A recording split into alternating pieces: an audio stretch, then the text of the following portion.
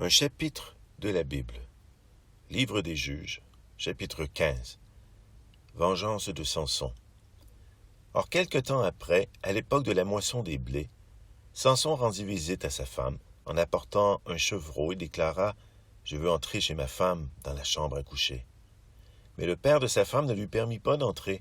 Il dit à Samson « Vraiment, je me suis dit que tu devais avoir bien de la haine pour elle, et je l'ai donnée à ton garçon d'honneur. Mais sa sœur cadette ne vaut-elle pas mieux qu'elle?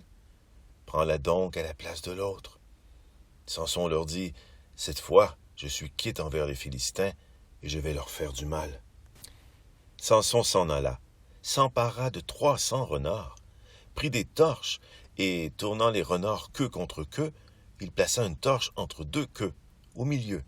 Puis il mit le feu aux torches et, lâchant les renards dans la moisson des Philistins, il incendia aussi bien les gerbiers que le blé sur pied, et même des vignes et des oliviers. Les Philistins dirent, « Qui a fait cela? » On leur répondit, « C'est Samson, le gendre du Timnite, car celui-ci a pris sa femme, et l'a donnée à son garçon d'honneur. » Les Philistins montèrent, et ils brûlèrent 7 femmes, ainsi que son père.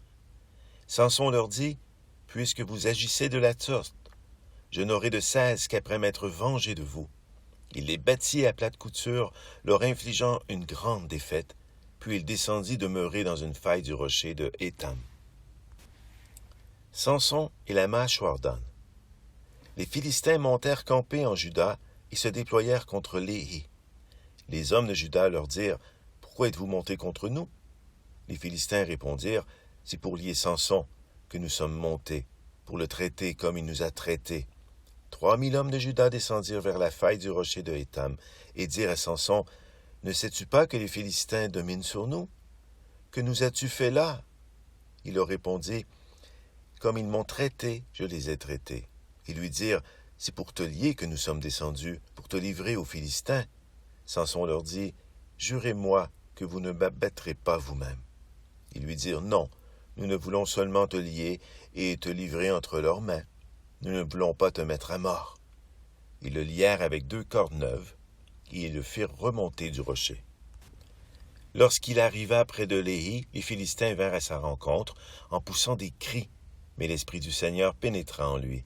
Les cordes qui étaient sur ses bras devinrent comme des fils fins de lin consumés par le feu, et ses liens se décomposèrent autour de ses mains. Puis, trouvant une mâchoire d'âne toute fraîche, il étendit la main, la ramassa, et en frappa 1000 hommes. Samson dit, « Avec une mâchoire d'âne, je les ai étrilés. Avec une mâchoire d'âne, j'ai frappé 1000 hommes. » Or, dès qu'il eut achevé de parler, il jeta loin de lui la mâchoire. Aussi appelait-on ce lieu Rama-Léhi. Comme il avait très soif, il invoqua le Seigneur en disant, « C'est toi qui as accordé par ton serviteur cette grande victoire. Et maintenant vais-je mourir de soif et tomber aux mains des incirconcis? » Alors Dieu fendit la cavité qui est à Léhi, et de l'eau en sortit. Samson but, reprit ses esprits, se ranima. C'est pourquoi on donna le nom de En-Koré, à la source qui se trouve encore aujourd'hui à Léhi. Samson jugea Israël à l'époque des Philistins pendant 20 ans.